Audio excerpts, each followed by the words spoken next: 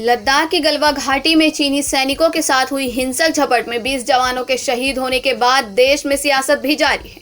कांग्रेस के पूर्व अध्यक्ष राहुल गांधी लगातार इस मुद्दे को लेकर सरकार पर निशाना साध रहे हैं। वहीं अब गृह मंत्री अमित शाह ने राहुल गांधी पर पलटवार करते हुए कहा है कि ऐसे समय में जब पूरा देश एकजुट है तो राहुल गांधी को भी ओझी राजनीति से ऊपर उठना चाहिए। राहुल ने शुक्रवार को गलवा घाटी में घायल हुए जवान के पिता बलवंत सिंह का वीडियो ट्वीट कर सरकार को घेरा था। वहीं अब जवान के पिता का एक वीडियो सामने आया है जिसमें उन्होंने राहुल गांधी को इस मुद्दे पर राजनीति करने से मना किया है। दरअसल इस सब की शुरुआत शुक्रवार को हुई जब राहुल गांधी ने गलवा घाटी में झपट के दौरान घायल हुए जवान के पिता का वीडियो ट्वीट करते हुए लिखा, भारत सरकार के वरिष्ठ मंत्रियों द्वारा प्रधानमंत्री नरेंद्र मोदी को बचाने के लिए झूठ बोलते देखना दुखद है। अपने झूठ से हमारे शहीद जवानों का अपमान मत कीजिए।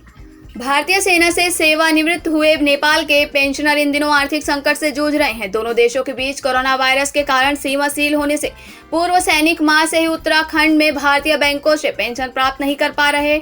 कई पूर्व भारतीय सैनिक पश्चिमी नेपाल के सीमावर्ती क्षेत्रों में रह रहे हैं। वे उत्तराखंड के यूएस नगर जिले के पिथौरागढ़ और खटीमा क्षेत्र के चंपावत, झूलाघाट और धारचूला क्षेत्रों में बनबसा क्षेत्र में स्थित भारतीय बैंकों से अपनी पेंशन प्राप्त करते हैं। नेपाल के नागरिकों को भारतीय सेना में सेवा का मौका दिया जाता है। आज भी गोरखा रेजिमेंट में नेपाली नागरिकों के लिए भारत ने कोटा तय कर रखा है।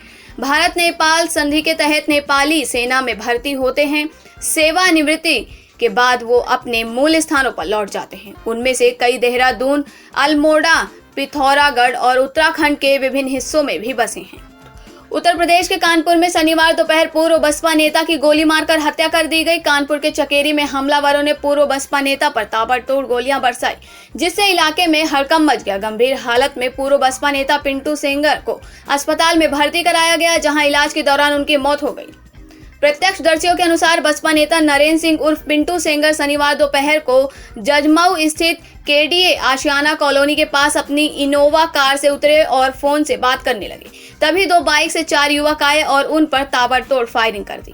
केंद्रीय नागरिक उड्डयन मंत्री हरदीप सिंह पुरी बताया कि हमारी फ्लाइट की संख्या को बढ़ाने की क्षमता पूरी तरह से गंतव्य स्थान की फ्लाइट को लेने की इच्छा पर निर्भर करती है। आगे उन्होंने कहा कि अंतर्राष्ट्रीय यातायात ने जो भी सुझाव दिया है हम केवल वही कर सकते हैं।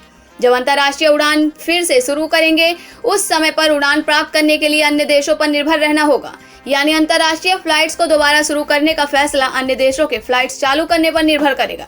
भाजपा अध्यक्ष जेपी नड्डा ने कांग्रेस नेता राहुल गांधी पर हमला किया है। जेपी नड्डा ने शनिवार को कहा कि आज जब देश भारत और चीन की सरहदों पर गलवा में लड़ाई लड़ रहा है तो हमारे नेता हर दिन ट्वीट कर सेना का मनोबल गिरा रहे हैं, अपनी बुद्धि का प्रदर्शन कर रहे हैं। उन्होंने कहा कि उन नेताओं को कोई जानकारी नहीं है और उन्होंने देश के फौजियों का मनोबल कम करने का काम पकड़ा है।